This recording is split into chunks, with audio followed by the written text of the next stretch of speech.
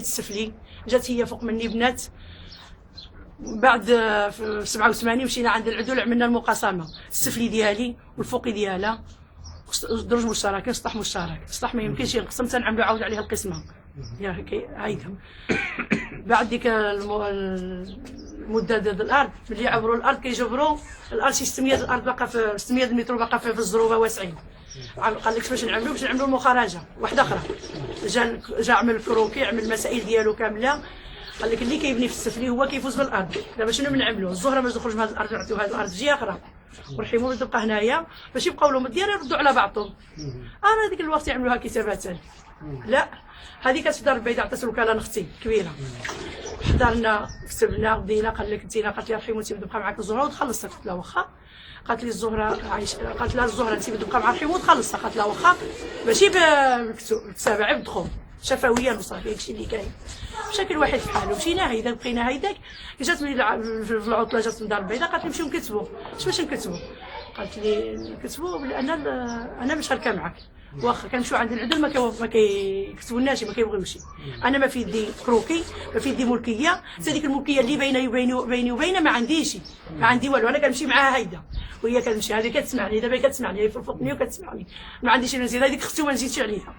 المهم بقينا هذا العام الراجل طلب انتقال. جاو في حالهم. قال الحوايج بزاف وديك الشيء، والدار تبارك الله كبيره 125 بنيه. المهندس المره الاولى من الغعبار حنا كنا خلينا واحد الرياض قدامنا كيجبر هذيك الارض ديالنا دخلها. ملي عاود هذا كيجبر 125 در متر. ما بقاتش يسمعني، فهمتي؟ بقاتش يسمعني. رجعت في الملكيه 125 في الاسم ديالي. هي دات ديالها بجهه اخرى. دابا دات هي القطعه هذه بحال هذه اللي ديت انا وبعت النص ديالها. والقطعه اللي مع الاستاذ ليهن فيها 160 در متر، فيها 160 در متر، 260 در متر ولا 160 در متر. المهم 50 50 50 كتجي 100. هي اجي لك. بقينا هيداك اليوم غدا. جا الراجل ديالها نقسم السطح. الراجل ديالها نقسم السطح. قال لي اجي باش نقسموا السطح. قلت له انا ما في يدي والو، ما في يدي والو. الراجل جا ولادي ولا ولادي كيقول ما تخليش يقسم السطح. كنقول لهم عندهم حقهم. انا بحال اللي مقلوب عليا القف، فما زيانليش انا ما عندهمش الحق.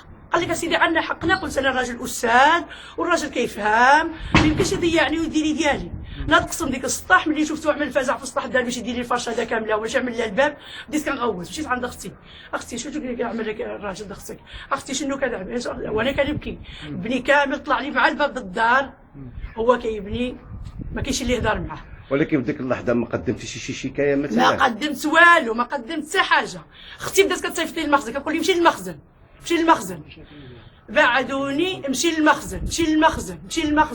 والله يا اختي حنا كيف كنا باش نمشيو للمخزن اليوم كيفاش نمشيو نعملوا المخزن؟ انا ماشي مقيده بالمخزن،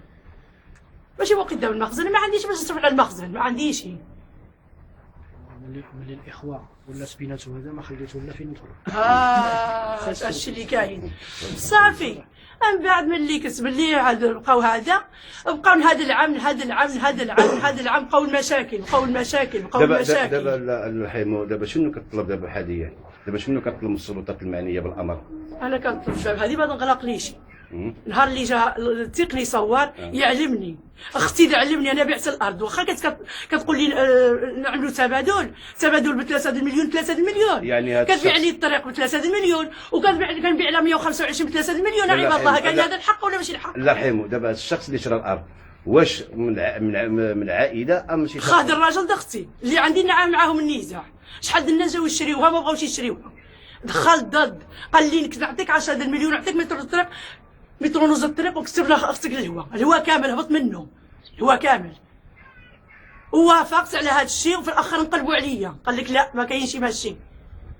قلت لهم انا يدي النص كيف كاين عندنا النص وهنا موافقه على الحل هذا. دابا على حسب الشهاده اللي تلقيناها مع السيد القائد ديال طابوله قال بان يعني يواجه وقف الاشغال لانه هو فعلا رئيس السلطات المعنيه وتم وقف الاشغال. وقف 22 يوم وذكر على لسان السيد القائد بان في ظرف 24 ساعه جاب له ورقه باستئناف الاشغال.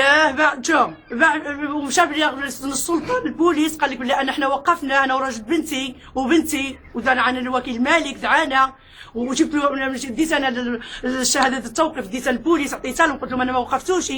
قال لك رمينا له السلعه رمينا له. حنا جات اللجنه جبرتهم كيخدموا شنو كان الرأي حتى شي واحد ما الرأي ديال اللجنه شنو قالت؟ قال لك ذوقه في الخدمه ذوقه ما كاينش. حلف لي الرئيس حلف لي بيده الرئيس اي عمل قال لي والله ما يطلع الحي تما بالله قال لي والله ما يطلع.